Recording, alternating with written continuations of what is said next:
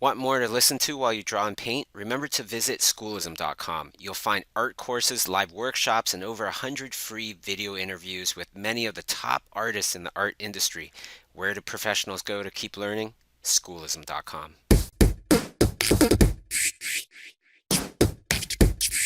Hey everybody, this is Matt Johnson here on the Chew stream with Bobby Chew, whom Hey, you're everybody. uh, having here regularly, and our wonderful guest for the day, Claire Wendling.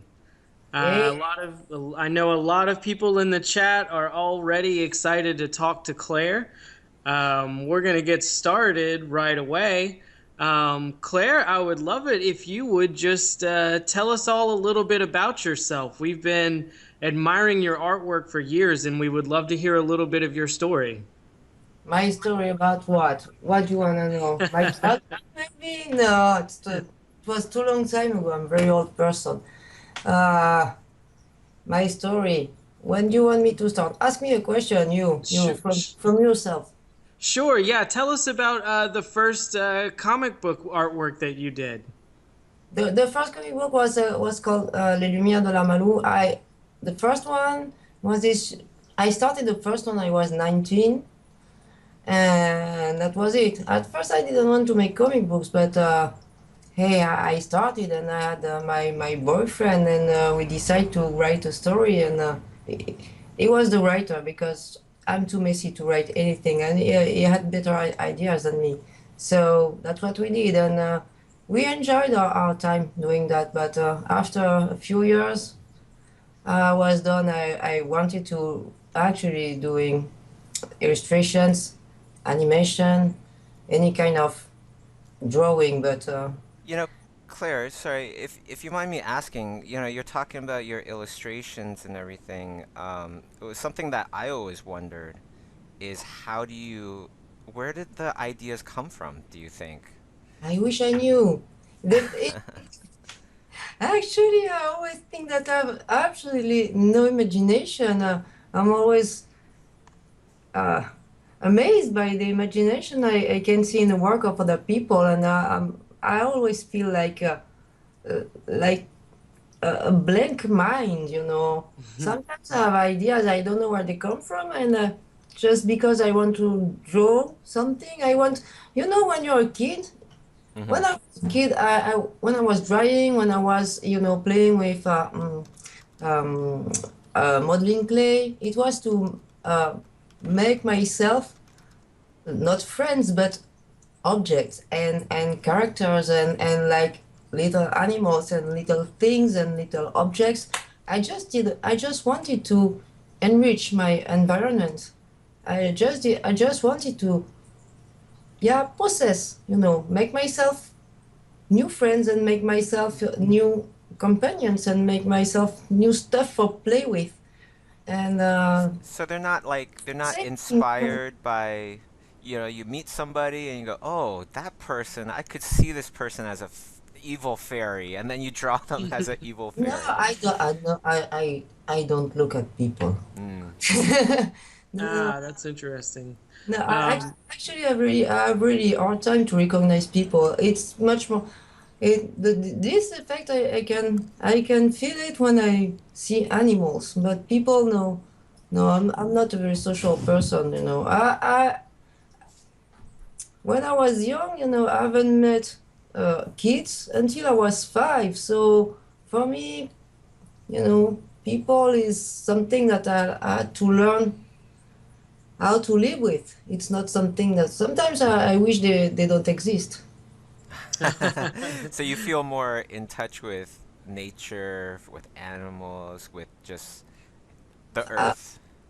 yeah, Earth in general. Yeah, Mm. yeah. there, You know, when you learn to live alone and to make your own world until 5, because I wasn't seeing so much my parents at this time. I was basically alone all day long in the garden or in my bedroom playing, reading, and making stuff. That was all. So yeah, you make your own world. So it's very difficult after 5 to imagine that there's another way to live. And the reality can be brutal. Do you remember being like scared of a lot of people, like when you're tiny, tiny little girl, uh, because you're all alone for so long, and then No, I just didn't understand what they were actually.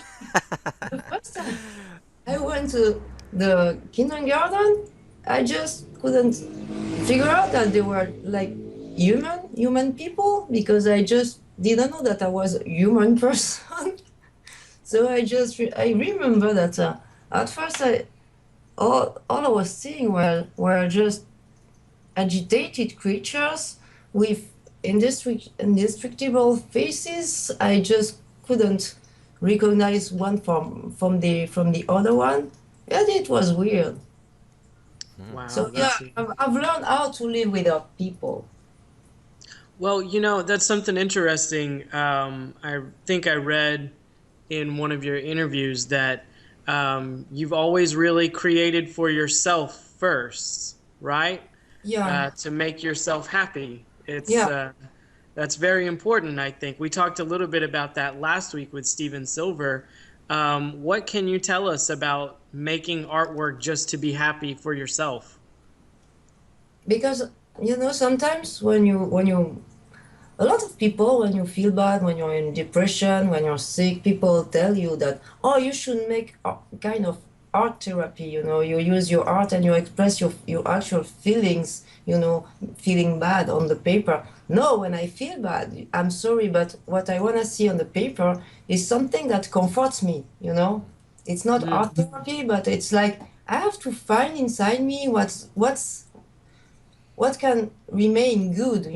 What can is there a part of me inside that's still good, that doesn't feel pain, that doesn't feel, and it's the same when I always need that.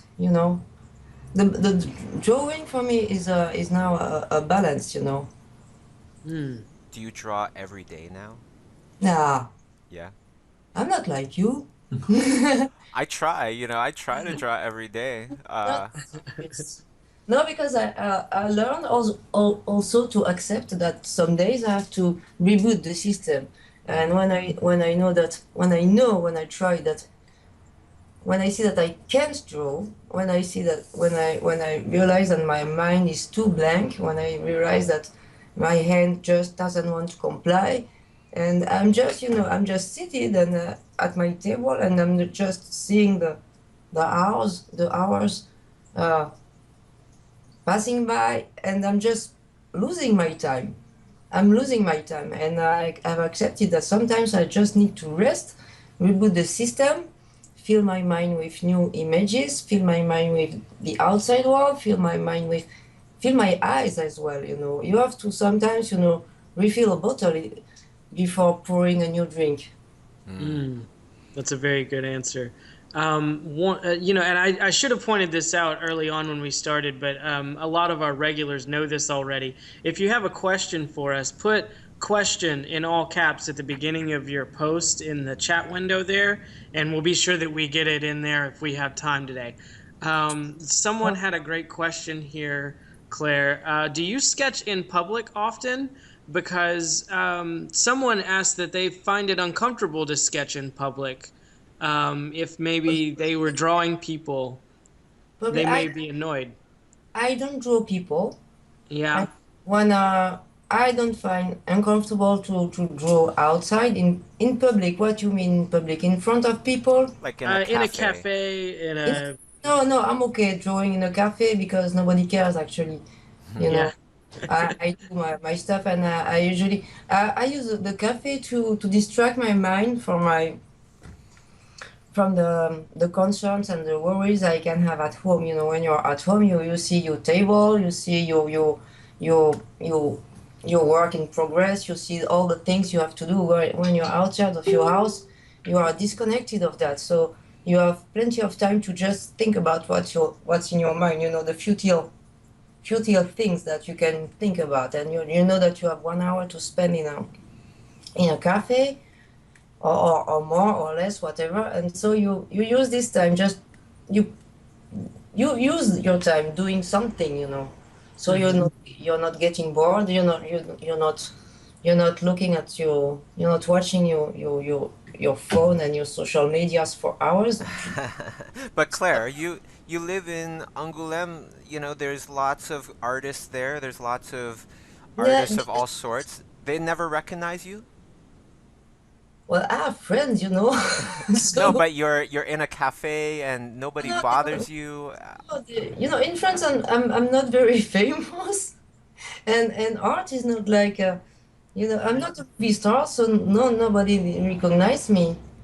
Hmm. Oh, You know, I don't believe it. when I'm going in a cafe in Angola, when someone is interested in with what I'm doing, they just don't get what I'm doing. They don't understand what really working in animation or working in cinema or working for illustration or even they don't get why I'm sketching. And the question is, oh, can you draw me? Oh, I have a painting to fix. My home. Oh, my wife passed away. Can you paint a portrait? A big portrait with flowers and orchids and stuff like that. Yeah, I have that all the time, but they're just not interested in what I'm doing. So that's amazing. Sometimes I have to change of cafe because eventually you start knowing people and they just come and, and and sit with a glass of wine and they just talking to you. They start talking to you for hours about their lives, and sometimes you just want to draw. You just want to take a moment alone and be disconnected from your home and start brainstorming about what could be nice to draw. That's very interesting. I think one thing that I'd like to talk about, you worked on The Jungle Book, didn't you? Yeah. Yeah, so you worked in LA with a studio, right? No, for the Jungle Book, I was working at home. Oh, you were I, working at home when you were working on The Jungle Book. I was a freelancer, so they didn't keep me. They didn't keep me a long time, as well Uh-huh. as the other freelance artists. Mm-hmm. Because no, But you were able to, you have worked in both, huh? you've worked in both, right? You've worked in Yeah, a studio and freelance, right? yeah. What did you like about either one of those, and what did you not like about those? I basically hate working. I like to draw, but I hate working. So That's it's honest. Okay.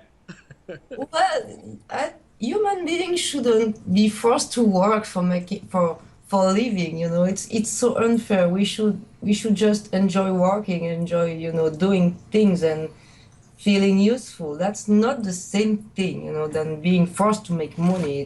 There's something, Mm. there's a feeling of vulgarity in that.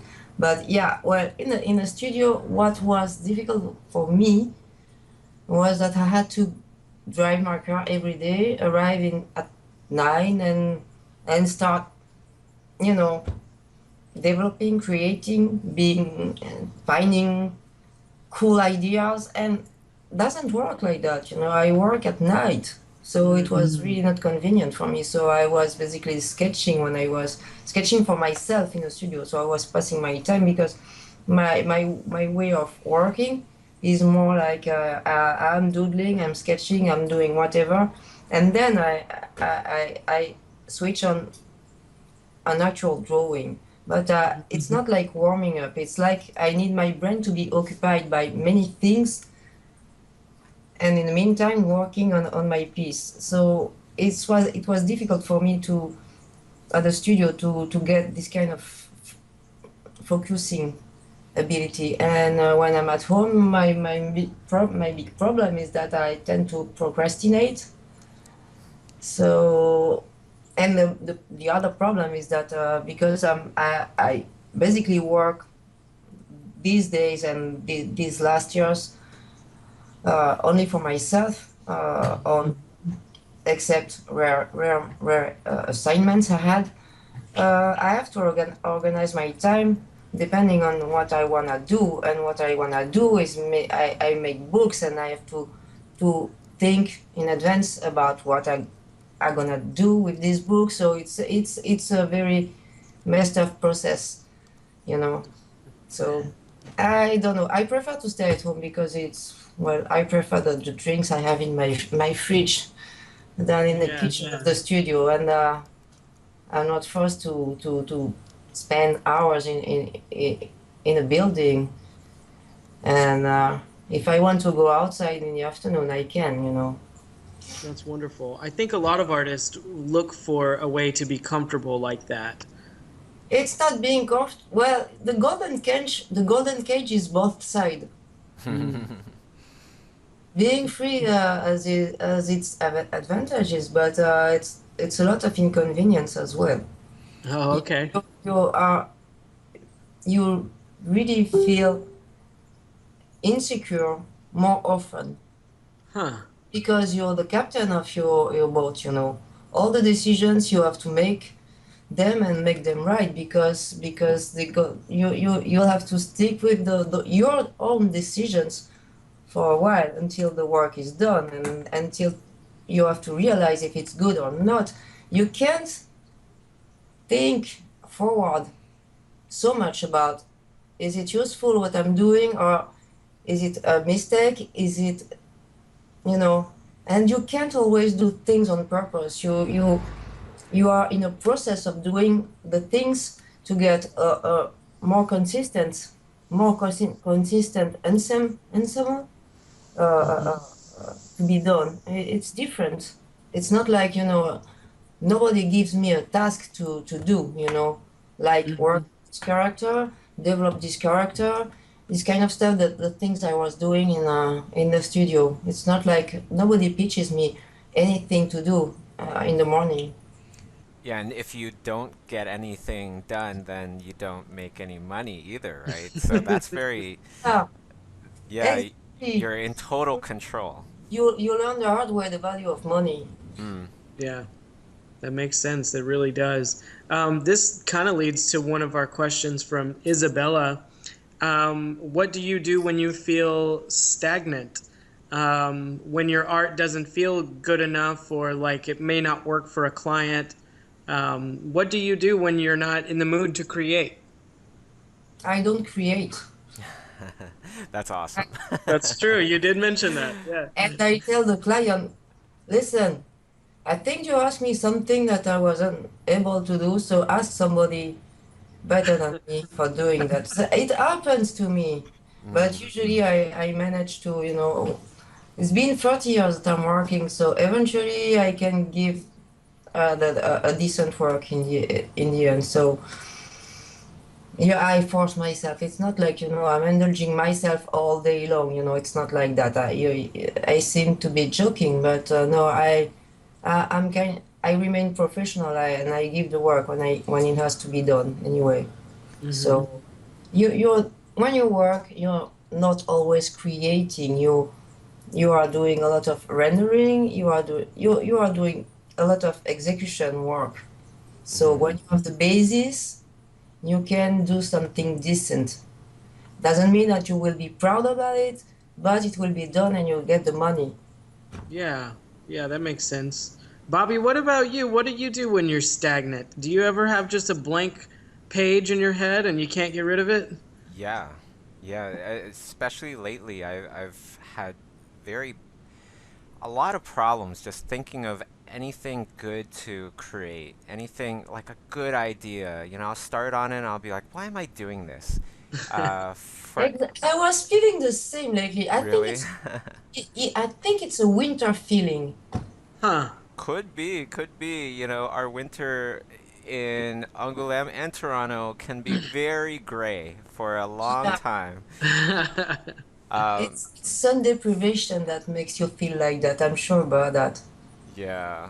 I think the best thing for me, you know, when I know I can't create is I try to learn something, you know, Mm. and through learning something, you execute, right? You try it. Exactly.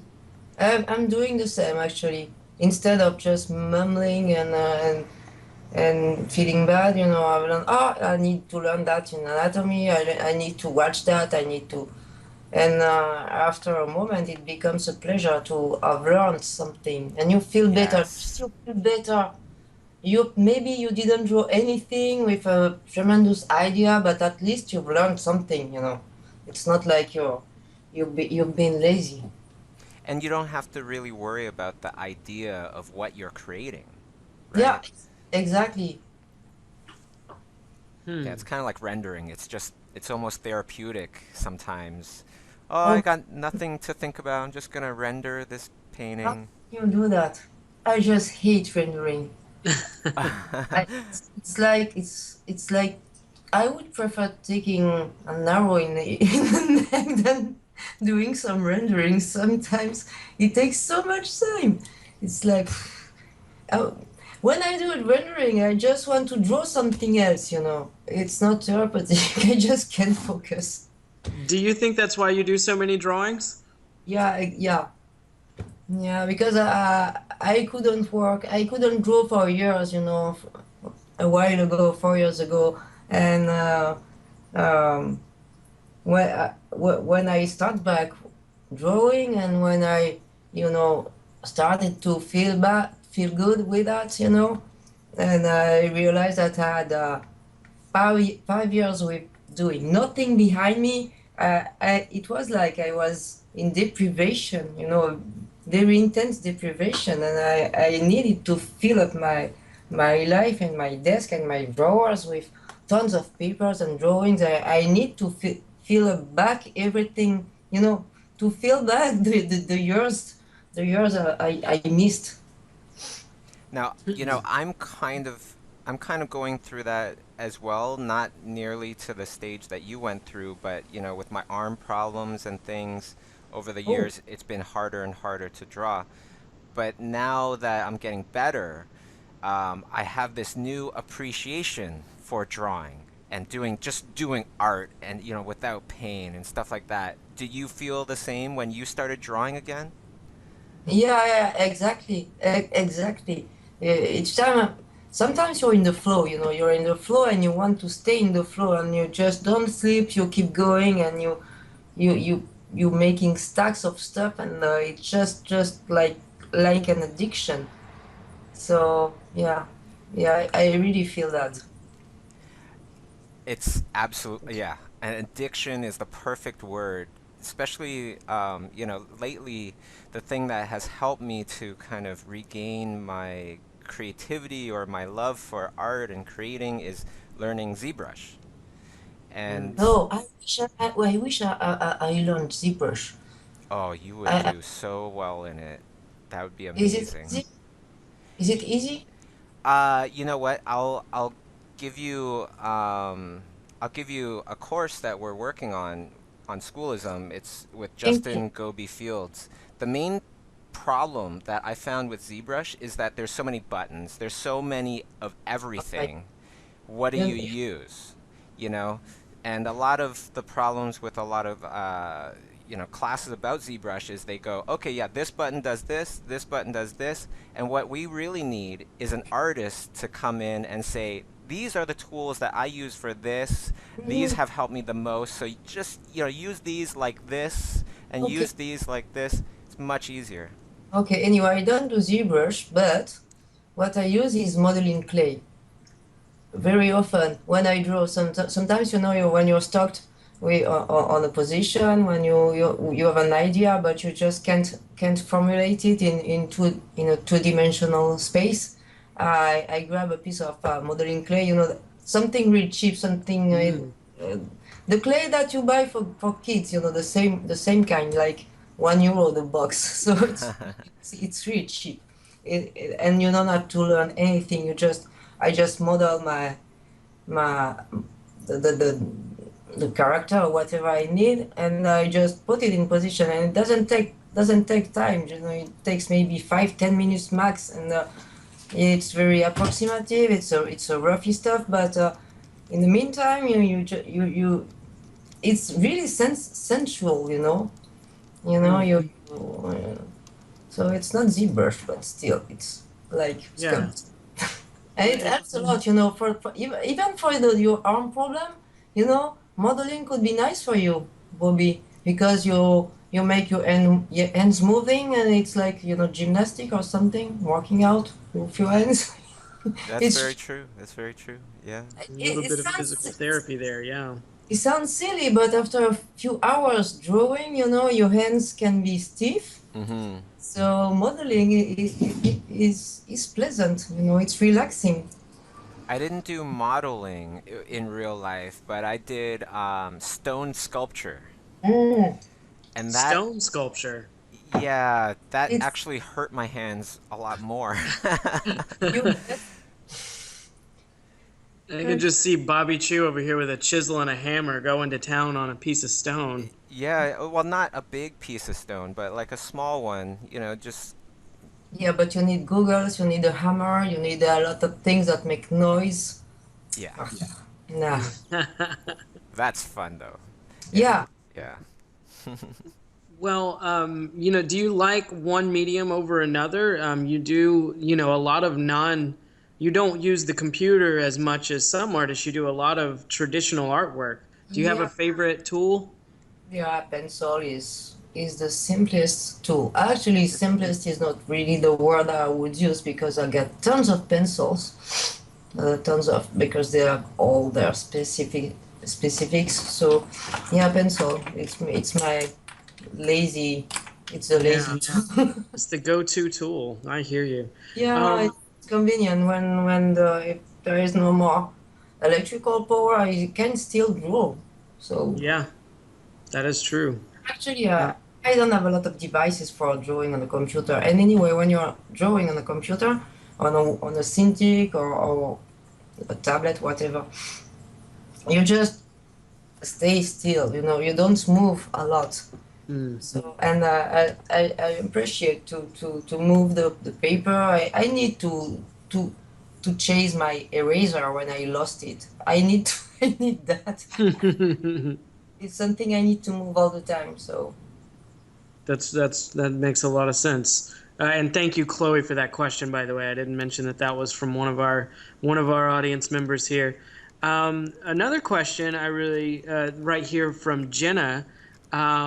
She oftentimes really likes a piece when she starts. She's inspired by a pose and she'll draw it, Mhm. but her pieces end up unfinished because she doesn't know what to do for backgrounds or for colors. Oh. So, how do you finish when you do finish a piece? What helps you finish it?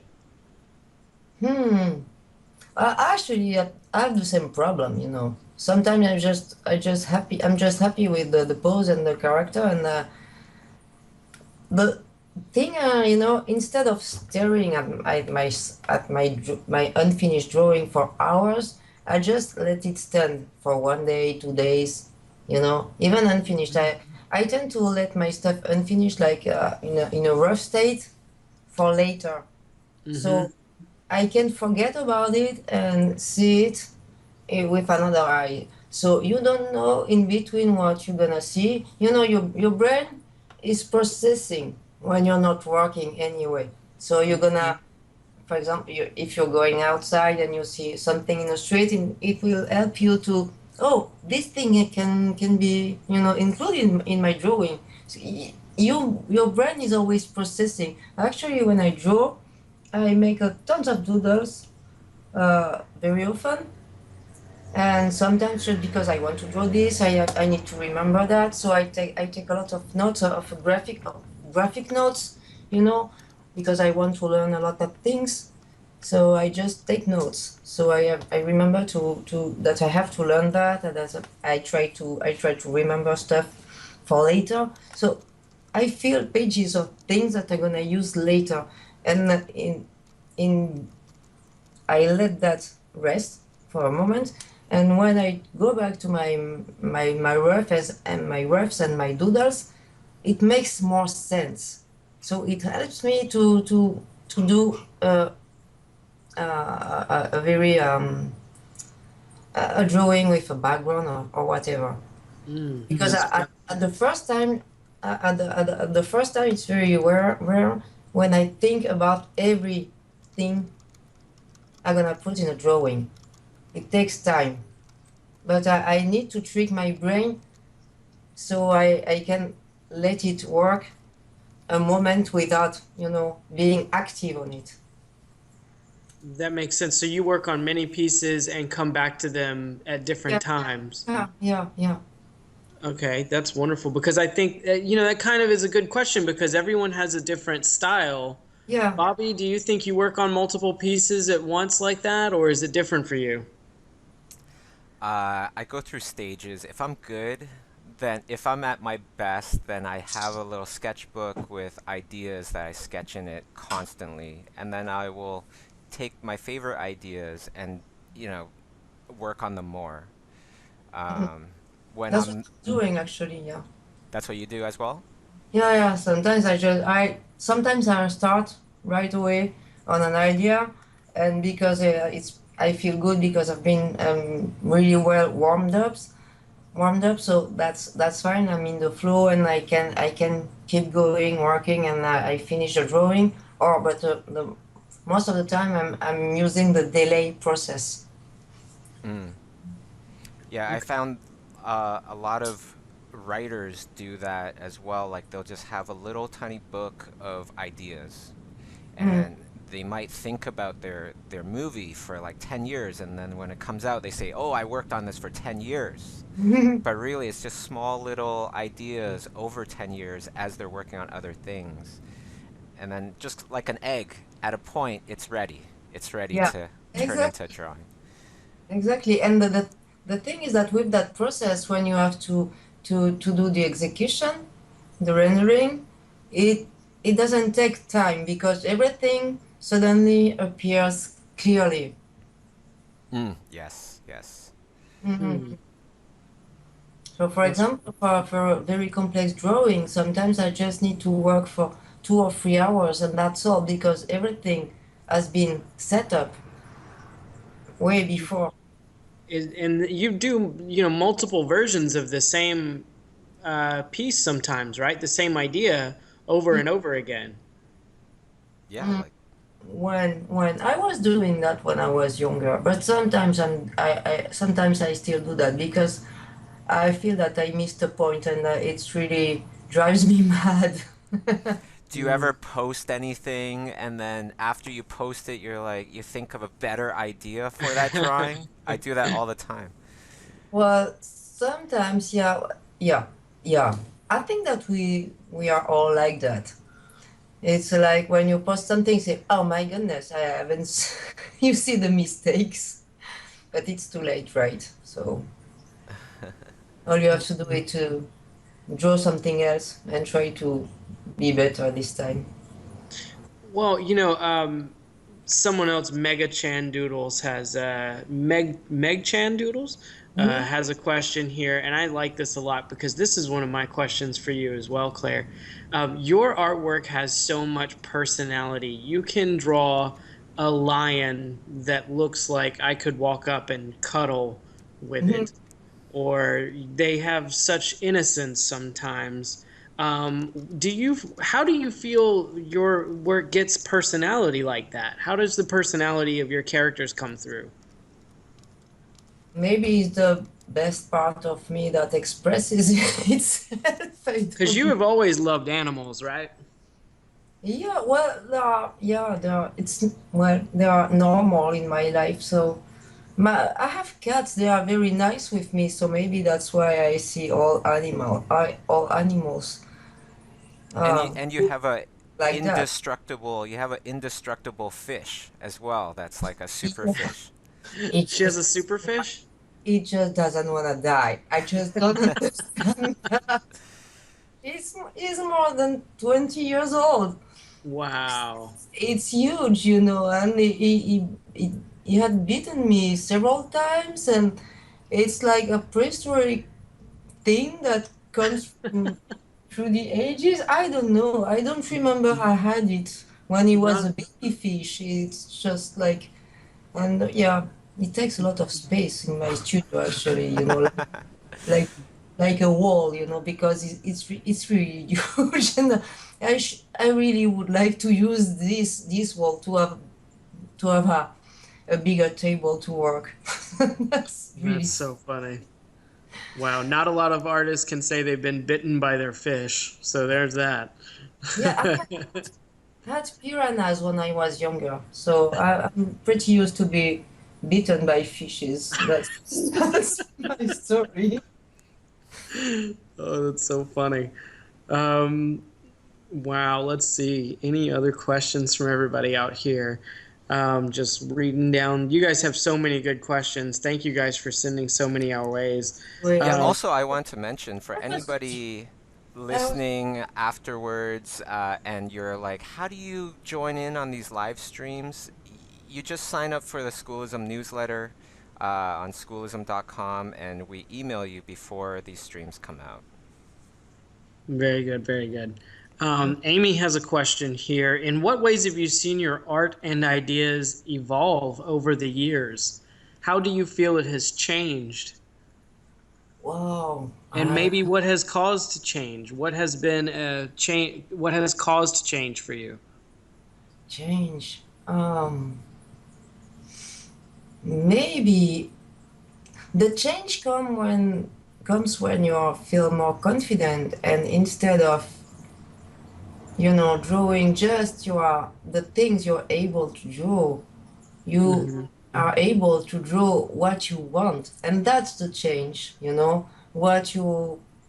What you feel could be nice today to draw, so and you can commit to do that. So the change comes from that, and I feel more confident and more at ease, even if it's not easy every day, even if I know that I have many lacks, and even if I know that I'd like to draw in so many different ways all the time and have more time to do all the things I'd like to do. But yeah, I think that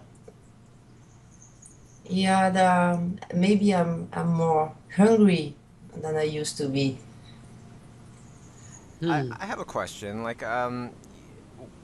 we were talking earlier in the stream, in the very beginning, talking about learning is a great way to kind of get you out of these bad drawing modes where you can't think of what to draw and things like that.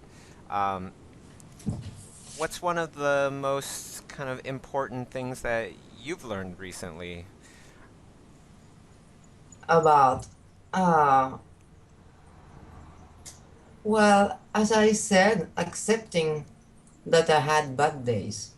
Hmm. Hmm. Accepting, finally accepting, instead of going into never-ending dramas like I was doing when I was younger. And well, I've learned to be fatalist, and I've learned how to learn through years, you know, because learning is something, but learning how to learn is something that it's very important. When you work on your um, sight, I mean, when you work on the way you see things, your observation, you're much more able to learn things quickly. You're much more able to understand things quickly. So yeah. So Uh, what did you learn about learning? Like how do you learn faster or better? how the fact that I started taking notes, just instead of for example, if you want to learn anatomy. For me, there's no need to learn everything from all the bones and the names of the bones and every bones, and just stick to it, and stick to learn the all human body, or for days and hours and all that stuff. But learning pieces by pieces, and after you can assemble the puzzle. You Hmm. assemble the pieces together, and everything makes sense. Hmm. So just So learning it piece by piece and then yeah, putting yeah, it yeah, together. yeah. You learn a lot of things, and everything eventually makes a whole universe. And when you when you have the feeling that everything makes sense, you can add more knowledge on the top of it all the time. You're just enriching a knowledge. If that Hmm. makes sense. Yeah, yeah, that actually makes a lot of sense. I was reading this book about learning. It's called The Art of Learning. That's why I asked. Oh, And okay. yeah, I what didn't know there was a book about you. it's actually a really good book for everybody listening. I highly recommend it because it's written by this person that was a master of chess and Oh, then became a master of martial arts, and then became a very accomplished free diver where they just dive in the water and go as far as they can and holding their breath for minutes and minutes. So he wrote this book about how to learn because he found that there were many different things that were all the same. And mm, you actually said exactly what he was saying, to learn it piece by piece first and master all the little pieces before putting it all together. because your universe has to make sense. Because drawing, it's like making up your own universe of vocabulary through art. So it has to make sense. You just can't rely to the explanations of some other people. You have to possess that knowledge. You have to embrace it. You have to make it yours. So if you learn pieces by pieces, then you can figure out what is the meaning of all of this and where is the link between all the pieces. So it's your knowledge, nobody else's. And I just want to mention, because somebody was asking who wrote The Art of Learning, it's by Josh Waitzkin. Okay. Yeah. Oh, that's very good. Well, it says, let's see here. I got another couple of questions. You guys are so good at this. You guys are a waterfall of questions here. It's awesome. Sleepy Milotic asked a question. Claire, do you have a weird or unconventional tip that you've learned that helped your art? Something strange that has helped your art? Wow. What do you mean by unconventional or weird? Uh, Like Yeah. uh, maybe, straight after the shower, that's when I do my best art, or I don't know. no. Late at night, right? I don't. I just draw when I feel that I can. Sometimes I force myself, but there's nothing weird in me. Well, Mm. for this actually. Yeah, there's something funny is when I use pencils, and I tend to try to put water each time on, on the pencil to see just if it dilutes, just to get some effects. I always try to get some effects, but it doesn't apply to computer artists. So, Well, yeah. you experiment a Like, lot. huh? You experiment a lot, but I think you mentioned you don't experiment much when you're working on a client project. No, because you don't generally have the time to do that. So you just have to rely on what you are able you used to do. Yeah. But I'm not really experimenting. It's not like I'm not like in a art school. The Mhm. in the painting section and then the modern art section. I'm not experimenting. I'm just using basic tools and that's all. For example, last time I had to write, I have to file uh, a paper the other day, a few months ago, excuse me, in a store, and the guy at the counter gave me his pen, and it was a ballpoint pen, and I was, wow, that ballpoint pen is awesome. I want the same, and I want to make drawings with it. That that's my weird side. So I can draw pretty much with anything, as long as I find it interesting. So, and I went to the first store, and I bought the same ballpoint pen, and after that I really I did a bunch of really cool drawings, in my opinion. Well, Oh, I enjoyed they my time. look great. I remember those. Those were so cool. So The cool. one- Yeah, I remember you enjoyed the one with the red pandas. Yeah, oh my gosh. Yes, Well, I all of didn't them. post. I didn't post it all of them. I have a bunch of them. So out of all the drawings that you post, do you post like 50%, or out of all the drawings that you draw, do you post like 50% of them, or Like 10%. wow. Because you post a lot, No, I don't that's post a really lot. I don't incredible. post anymore because I realized recently, because it takes me a long time to understand things sometimes, that Facebook was time consuming, and when I was staying on Facebook, it was like, I was spending 2 hours, and I was feeling like I had spent only maybe 10 minutes. I was like, what?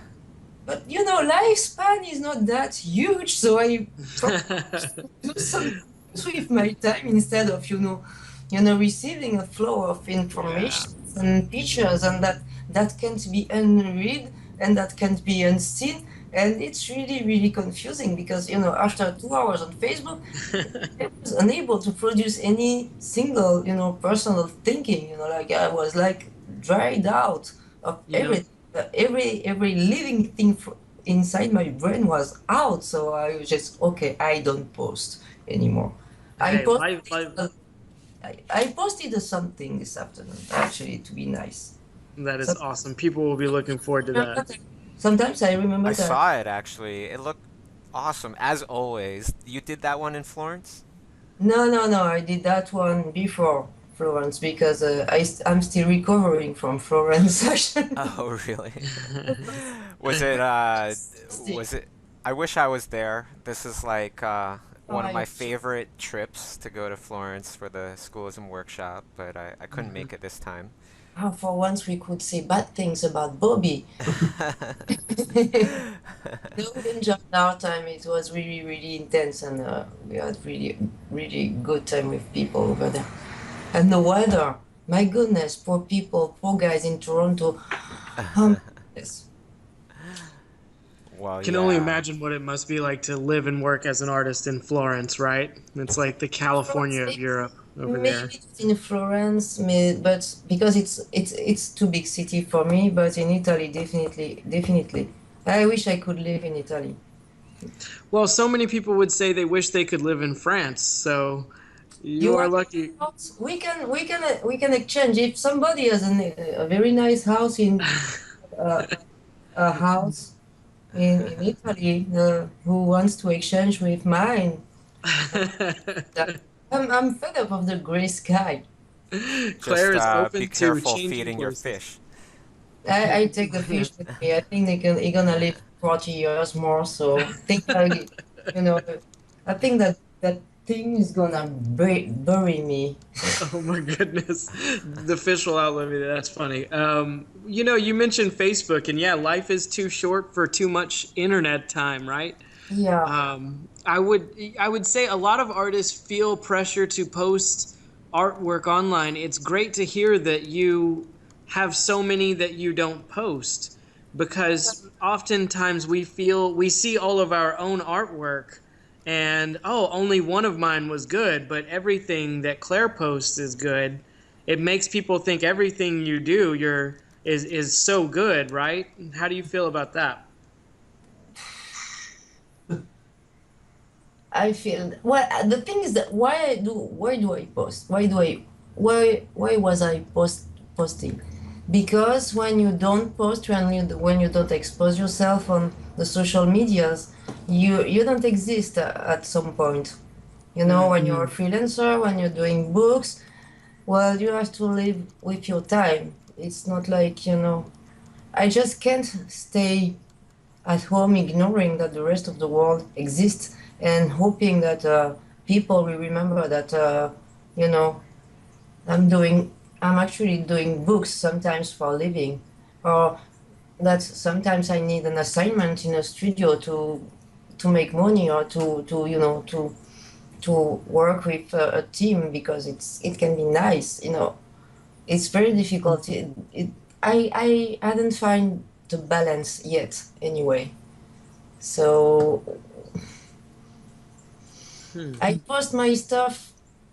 At first, maybe I was posting it for appreciation, and then I posted it to say hello to people.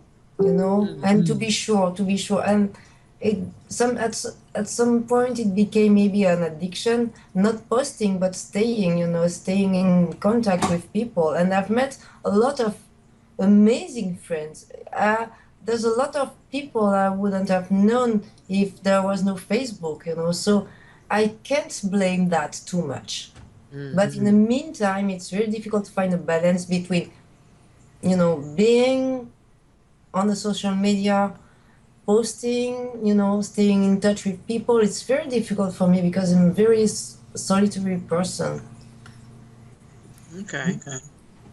Yeah, I have the same problems. I try to limit it to just the morning, Hmm. and just like 20 minutes at the most.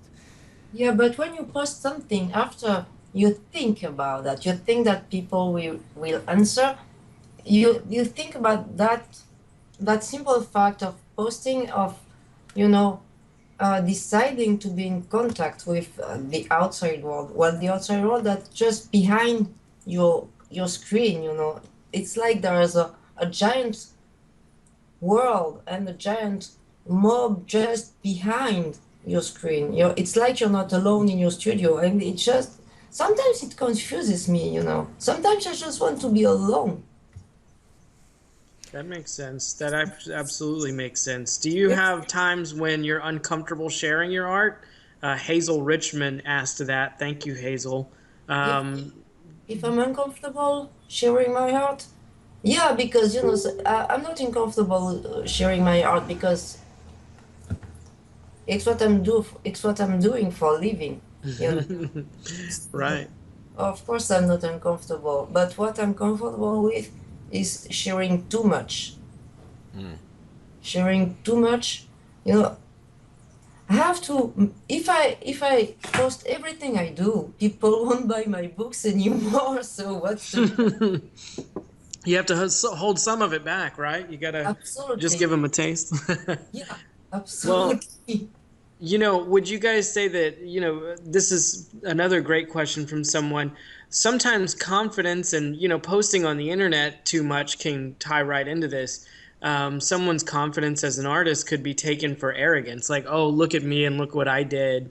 Yeah, Do you guys have that concern? yeah, that's well, I don't know.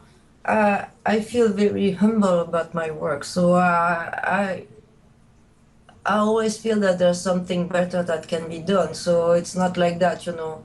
Mm. As I don't really talk a lot with people, it's not like you know, uh, I'm not trying to get attention. I try to check if there are still somebody who likes my stuff outside.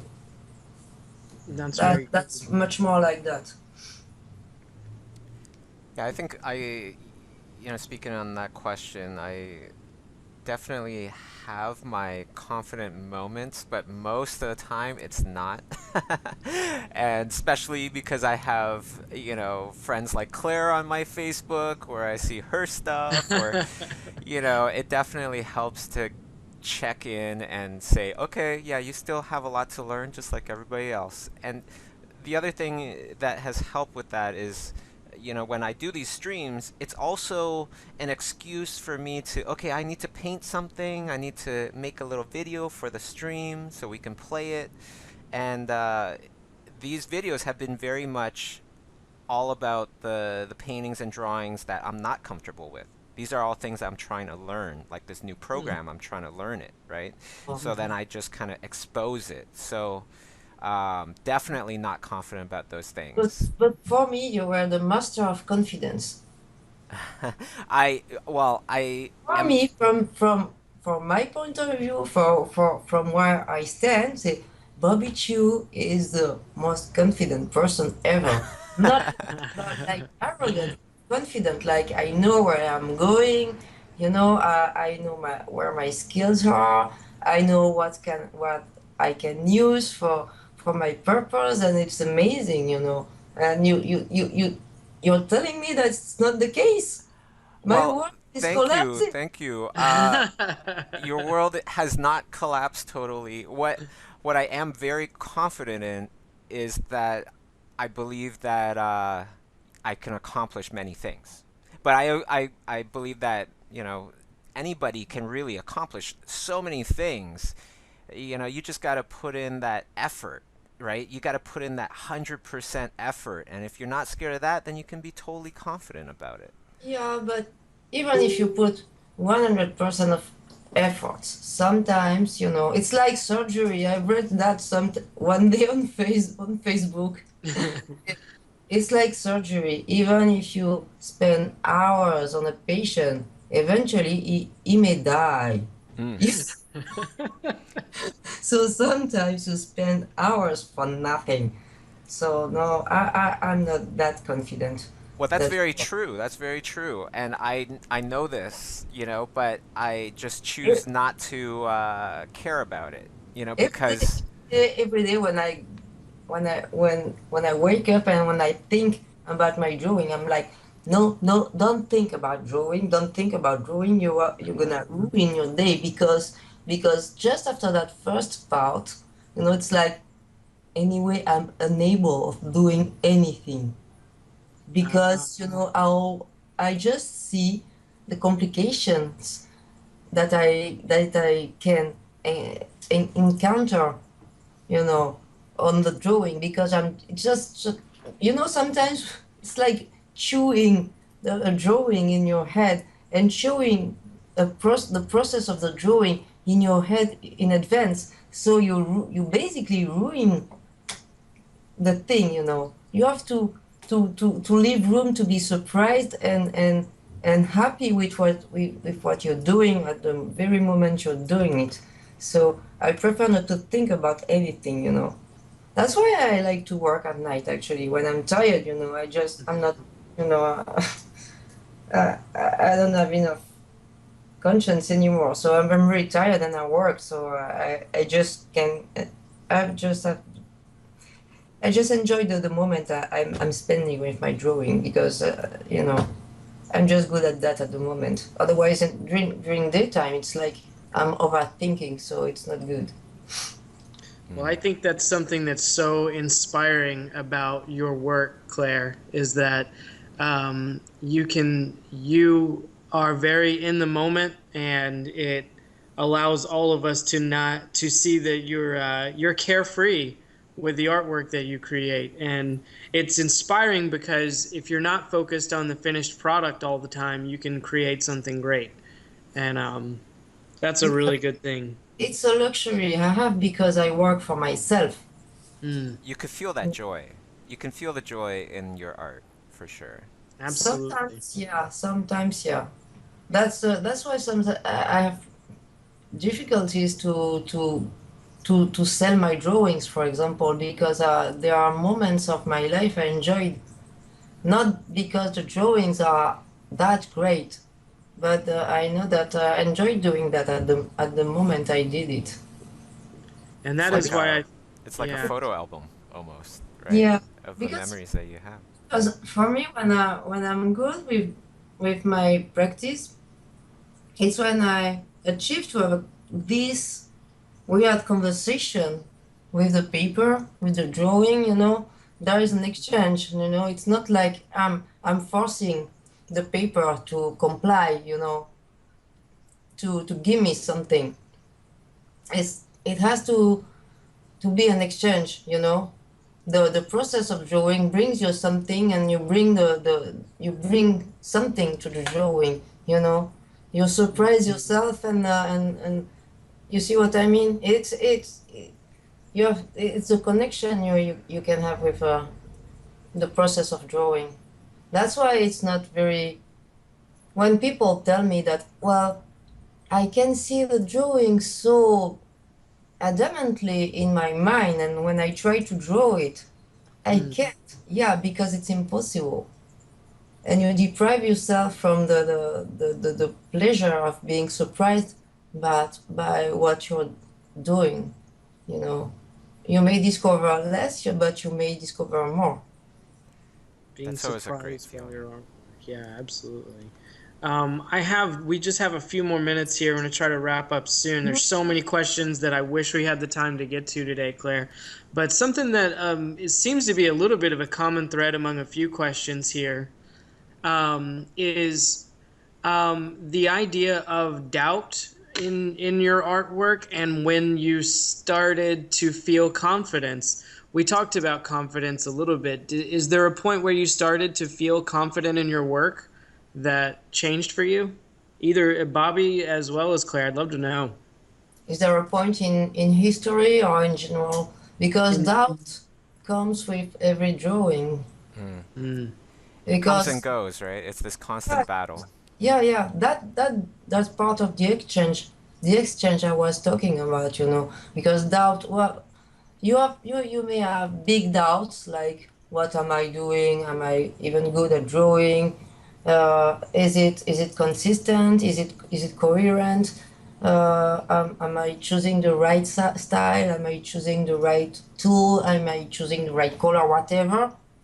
These are the big doubts. But the doubts can be resumed as questions. The questions, the small questions you have to solve at every step of the drawing. It's the conversation and the exchange I was talking about. So it's a balance again. You need to have the doubts, small and big ones, to get the confidence anyway. Also, when you have no more doubts, it's like you get bored. Yeah, Artists get bored. They want the challenge. They want. absolutely. I could draw many things I'm really used to draw all the time, and I could do that all day long, but I would be fucking bored. And also, doubt helps sometimes as well, right? Yeah, Because it drives you to keep exploring and keep yeah, learning. It's yeah. Yeah. It keeps yourself in self-questioning, you know, about so you know that you have to learn more things, you have to, you know, start working in a different way just to try, And the good thing is that there's no really failures, You still can do something else. You try, it doesn't work, you do something else. You try, it works, maybe it doesn't work that well. You keep going a little, you take what's good, and you do something else. It's like it's not like doubts. The confidence has to stay in how I can draw, and because I draw little, Hmm. and I'm gonna keep going drawing, no matter what. That's wonderful. I think that it's so encouraging to hear from you in that way, and I think that I could probably watch this interview. Because I learned it the hard way when I had to start back drawing 4 years ago. And You I, did have a major setback there, right? I mean, you were very, very ill for a while. yeah, yeah, And so maybe a lot of people out there don't know that, and I take that for granted because I just watched your other interview. it's not like I've been drawing for 30 years with no stop. I had to stop. I had to stop on. It's like a runner that who had to stop because he was injured. I had to learn back everything. Had to train myself back, and I'm still training. The thing that I still feel that I need to train myself all the time. Otherwise, it's like it could lose the little part of confidence that I gained. Mm, that's interesting. And dealing with those setbacks, that's really given you a new perspective, I'm sure, right? There's a lot that you've learned from that setback. Yeah, exactly. Yeah. So that's why when I see young people asking me for what the only exercise I should do, and most of them want the solution right away, But there's something that they have to understand is all the training and the hard work of learning has to be done only by yourself for your own self-indulgence, and it has to be, if not every day, as often as possible, and bringing you as much as possible. Even the smallest things are something that you've gained. That's awesome. That's wonderful. Well, you know what? Time goes by super It quick when really you're does. having Yeah. great conversations with good So awesome. friends. Yeah. Um, Yes. I want to also mention that uh, next week we're gonna have Nathan Fowkes on the stream. That's gonna be Woo! wonderful. He is not only a good friend as well, but also one of my artistic heroes, just like Claire. So that's gonna be really great. And for anybody that wants more info and wants to keep in touch with these streams, definitely go to schoolism.com, scroll all the way down to the bottom, and click on news, tips, and freebies. Sign up for the newsletter. And you will get these notifications of when we do these streams.